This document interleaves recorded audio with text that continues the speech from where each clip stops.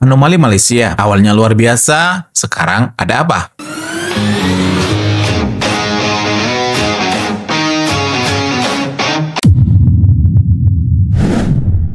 Kita lupakan sejenak kemenangan Indonesia atas Brunei 8-0 dan ancaman Gerard Vandenberg pada Jens Revan soal selebrasi aura farming.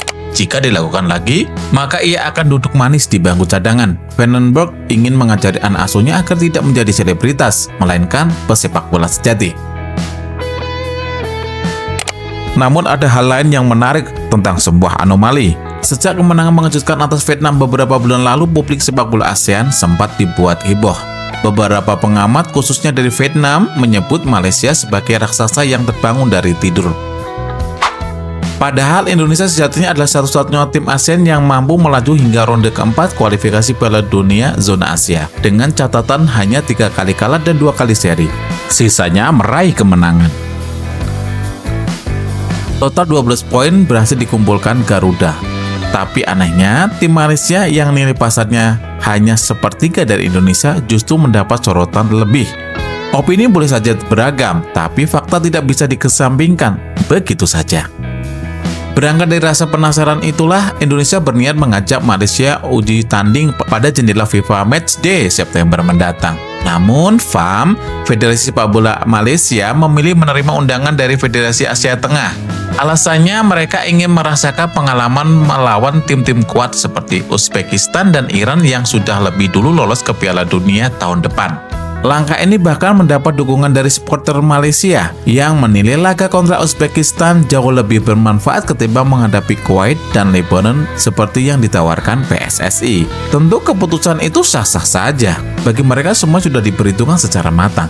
Sejak ditangani Peter Klemowski, Malaysia memang sempat naik 6 peringkat ke posisi 125 FIFA. Hal ini membuat sebagian pendukung Harimau Malaya mulai membandingkan dengan Indonesia, yang usai digebuk Jepang 6-0 hanya naik 5 tingkat ke posisi 118.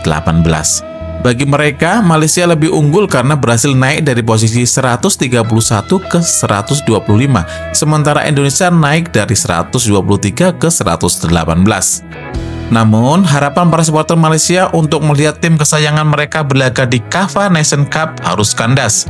Tiba-tiba FAM menarik diri untuk ikut ajang tersebut. Alasannya, para pemain masih dibutuhkan oleh klub masing-masing, terutama yang bermain di luar negeri. Akhirnya, Harimau Malaya batal tampil di turnamen yang akan digelar pada 26 Agustus hingga 9 September itu. Nah, ini menarik. Jika pada akhirnya Malaysia bersedia menerima undangan Indonesia di FIFA Matchday nanti, seandainya diundang Indonesia lagi, apakah benar seperti yang dikatakan pengamat Vietnam, bahwa Malaysia kini lebih superior dari Indonesia? Ataukah itu hanya alibi untuk menutupi aib kekalahan telak Vietnam 4-0 dari Malaysia? Dan yang masih hangat adalah kekalahan tim junior Harimau Malaya, kalah dari Filipina di laga pembuka AFF U23. Hal ini tentu mengejutkan banyak pihak. Bagaimanapun, Malaysia adalah salah satu tim unggulan di AFF U23 ini. Apalagi nanti kalau sampai mereka kalah dari Indonesia di laga terakhir, dan itu bukanlah yang mustahil, maka Malaysia hanya akan mengantongi kemenangan melawan Brunei saja. Dan itu artinya mereka bisa angkat koper lebih cepat daripada turnamen ini. Bukankah ini yang disebut sebagai sebuah anomali bagi Harimau Malaya? Tim yang tadinya digadang-gadang menjadi kekuatan raksasa di ASEAN kini mengalami banyak drama.